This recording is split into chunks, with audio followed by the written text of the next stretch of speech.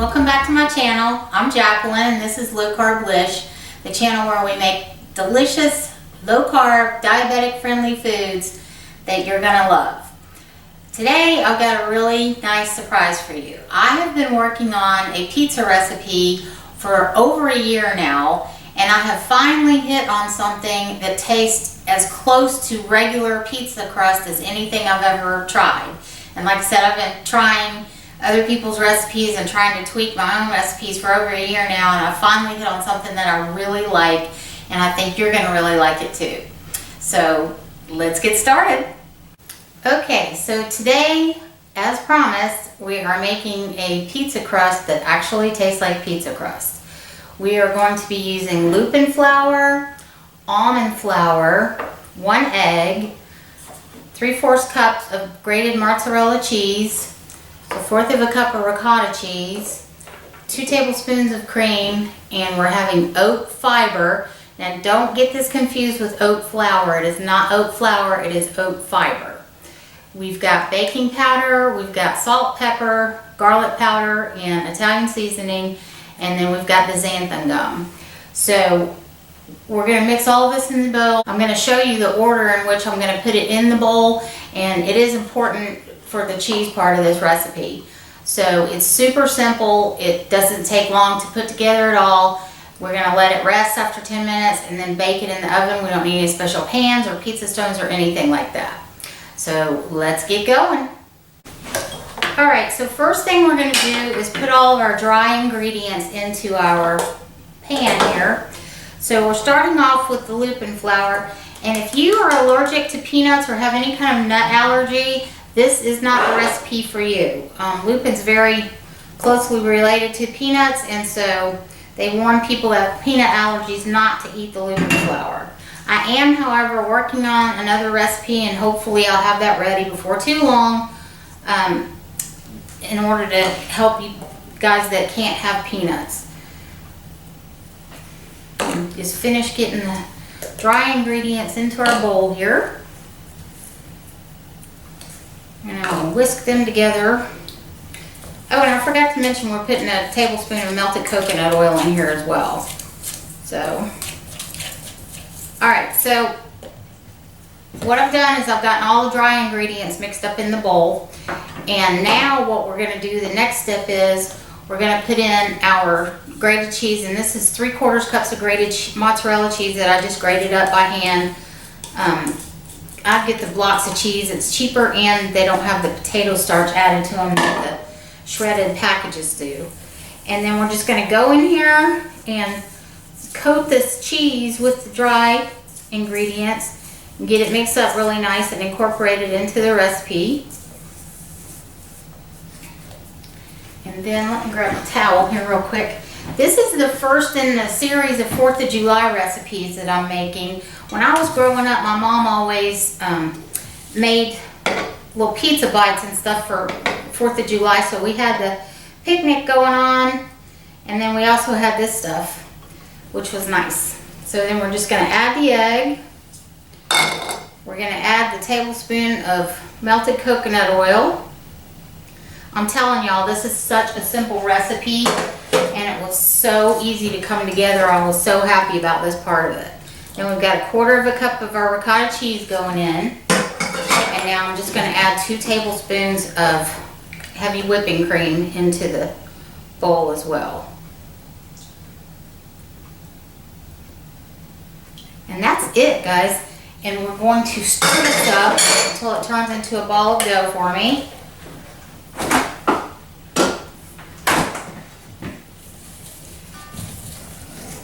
And it mixes up fairly quickly, actually. Now this dough is going to be a little bit sticky because of the xanthan gum and the cheese and the eggs. However, we're going to let it rest in the refrigerator so that it'll all come together very nicely into a dough ball for us. And it'll rest and all that good stuff. So, as you can see here, the dough's, you know, fairly well incorporated, but I'm going to come in here and mush it around and knead it because it needs to be kneaded. I mean, don't we all need to be kneaded? So I'm going to get this kneaded together, and it doesn't take like less than a minute is how long I'm going to have to knead this together. And like I say, it's a little sticky. It's not horrible, but it is a little sticky, so be aware of that. And it may even stick to the bottom of your pan here if you stick it back in the same pan that you mixed it up in. And that's it, guys. This is it. So we're going to put it back in the pan. I'm going to put it in the refrigerator, wash my hands, and get my parchment paper ready, and we'll come back and we will roll it out and I'll show you how to go. Okay, so I just took the dough out of the refrigerator. It's been resting in there for about 10 minutes and it's ready to be rolled out now, and I'm going to get everything rolled out, and in a few minutes we're going to be eating pizza. Okay, so we're going to put one piece of parchment paper over the parchment paper that this is on. This piece will stay on this parchment paper for baking, so we want to make sure that we don't get it bigger than the paper, which I kind of roughly measured with my pizza pan. And put it more in the middle of the paper here. And we'll start out just pressing down on the dough. And just believe me when I tell you, this will save you a lot of time if you start off doing it this way. Ask me how I know.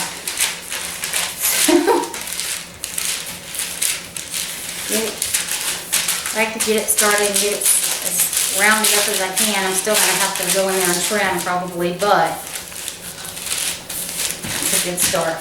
And I just put some water underneath the bottom sheet here to keep it from rolling around on the countertop.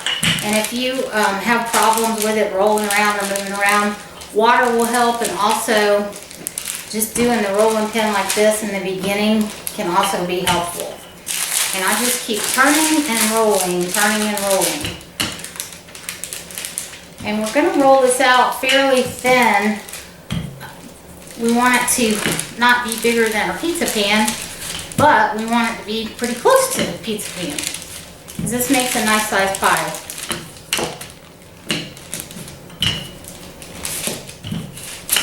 And then once I get it rolled out a little bit thinner, I usually go around like this with it.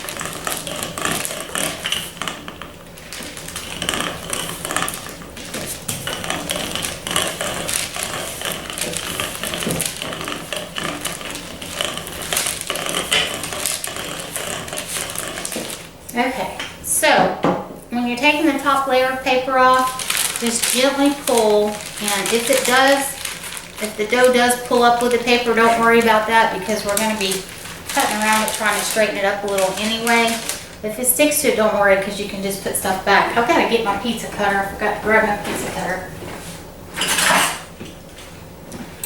So like I said, I'm going for the round pizza shape. You can do this in a square pan, rectangle, cookie sheet, whatever. Float your boat. And we're going to take this piece that's kind of over and put it over here, and kind of like a little pizza jigsaw puzzle. And I'll like to put my paper down and smooth it all out together again. It doesn't stick to my hands that way, and it seems to work better to smooth everything down as well.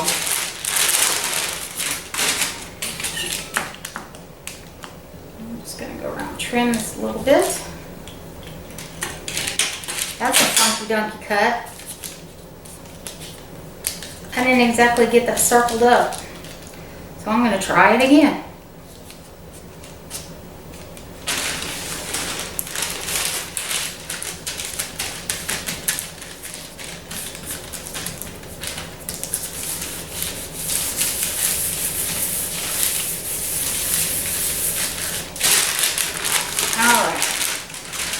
That is as good as I can get, y'all.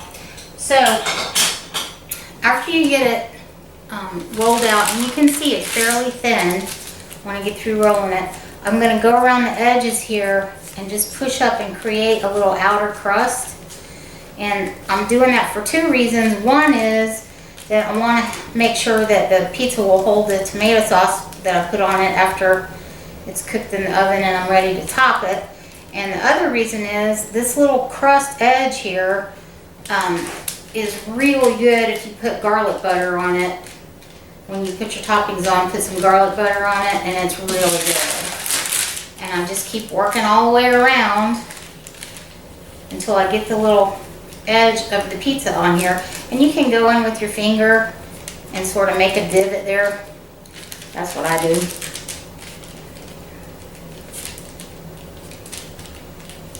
And if you don't like a little crust on the edge here, you could totally just leave it done out flat like this and make it super, super thin. But I just like a little crust on the edge. I think because I like, well, I don't think, I know I like the garlic butter on the edge of my pizza. So it's worth a little extra step for me to do that in order to have that on my crust.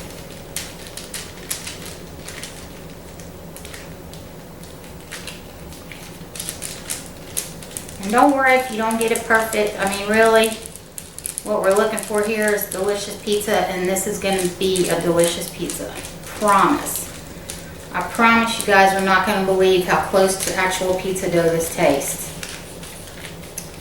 I wouldn't tell you a story, as my mom used to say. Okay, so I've got my little edge gone pretty good here. And like I said, we're going to bake this on the paper. So I just bring my pizza pan over and slide this onto the pan. And you can see it's taking out almost all of the pan, which is what we're looking for. And you guys, you're not going to believe when I give you the macros on this, how low the macros are on this. It's amazing. I've got my oven preheated to 350 degrees. And I am a weirdo. I don't like these paper corners on while I'm baking. And it doesn't make a bit of difference. They don't burn. It's not going to hurt anything. I'm just a weirdo. I like to cut them off. So I'm going to trim my parchment paper just a little bit here.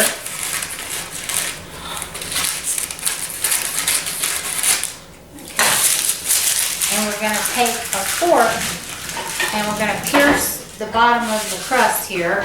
And I know right now that y'all are thinking, well, that doesn't look like it's going to be good pizza. It's awfully flexible and wet looking, and that is true. But trust me when I tell you, when this bakes, it's going to bake into a beautiful, beautiful pizza crust. Okay, so this is what it looks like. I'm getting ready to stick it into the 350-degree oven, and it's going to bake for 15 minutes, and when it comes out, it's going to be amazing. So I'm going to put this in the oven, and I'll be right back. Okay, so pizza crust has been in the oven for 15 minutes.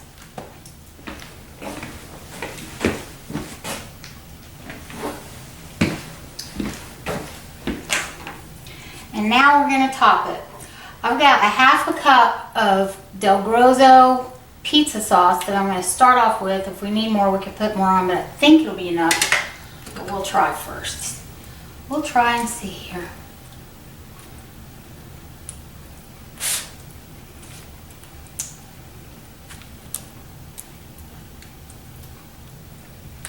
You know, I think I'm going to get a little more sauce on here.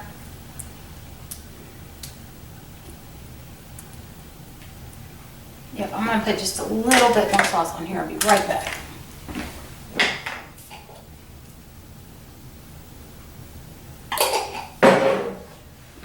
Okay, so we're going to add about another quarter of a cup. So it's going to be 3/4 of a cup sauce total for this size pie. And you guys, I forgot to pick it up. Let's see if it's cooled off enough for me to pick it up yet without burning myself. That's what the bottom of your pizza is going to look like. And it is going to taste fabulous. I'm telling you, it's fabulous. So, get my sauce spread out here. And I'm just going to keep it really simple tonight. But you can obviously add whatever you want to your pizza. Okay, I've got 4 ounces of mozzarella cheese that I'm going to start off the layer of mozzarella cheese here.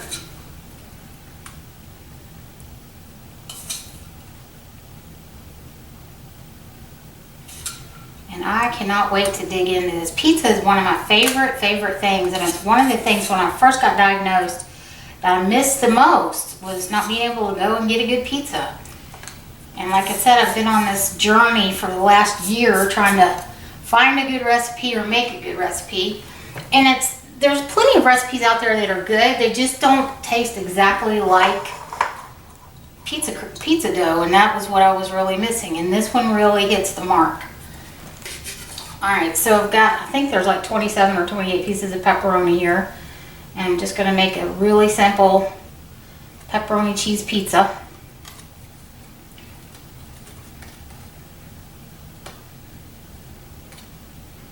And I mean, you guys, come on, pepperoni and cheese pizza? Yes, please.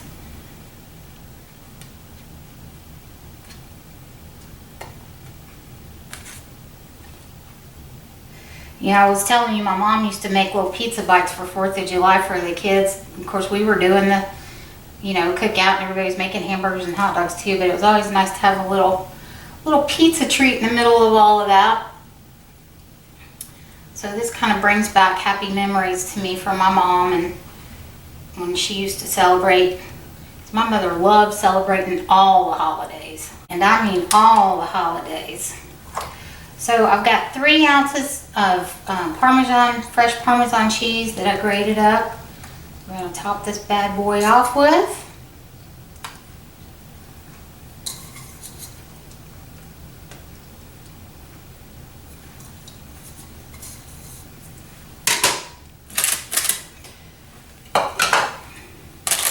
And it's going back in the oven for 10 minutes, and it's beautiful. So I'm going to put it in the oven for 10 minutes, and I'll be back and we'll be eating pizza.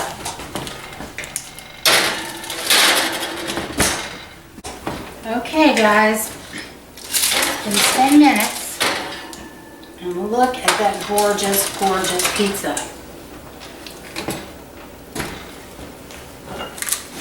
I mean, that looks fabulous. So,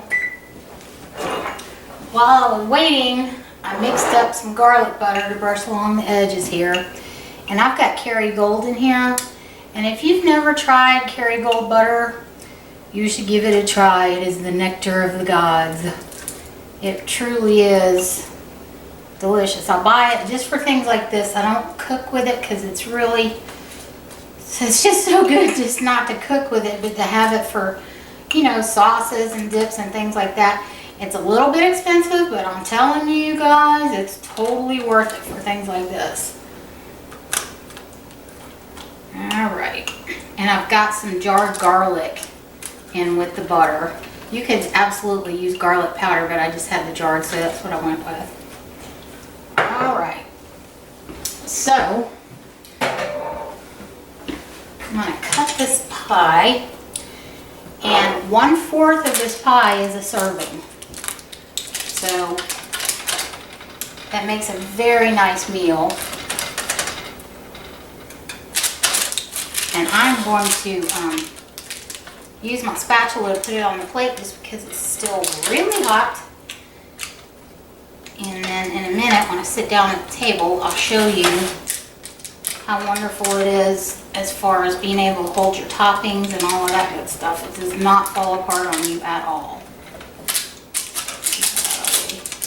Cut all the way through there. I may have to grab my little pizza knife. I am. Uh-oh. Let me check and see if I just knocked the camera off of you here. You're still pretty good. Okay. I got these little pizza knives at an estate sale, and I just absolutely love them. They just cut right through, and they're curved, so that makes it easier too. And they just work beautifully. Okay. So let me get this first piece on my plate here.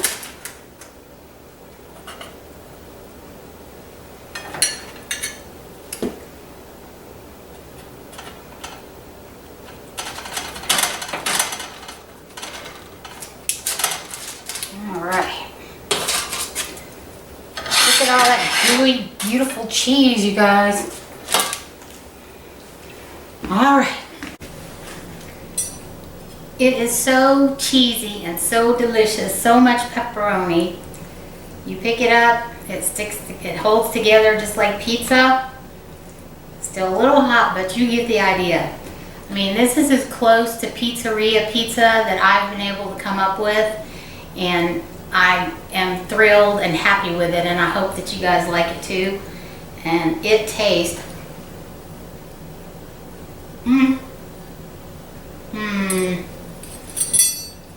y'all, it is fabulous. It is truly fabulous. Cheesy, pepperoni, garlicky crust, and I'm getting ready to finish my dinner, have some Zevia Cola with my pizza, and enjoy a really delicious meal. Thank y'all so much for sharing the night with me and coming to cook pizza with me. If you like the content that you're seeing here, I'll appreciate it if you would consider subscribing. If you don't want to subscribe, if you could hit that little like button, it really does help me be found by other people that are looking for help. And as we know, we're all looking for low carb solutions to help us stay on our eating plan and live a happier and healthier life. So thanks for coming by again. Talk to you soon. Bye-bye.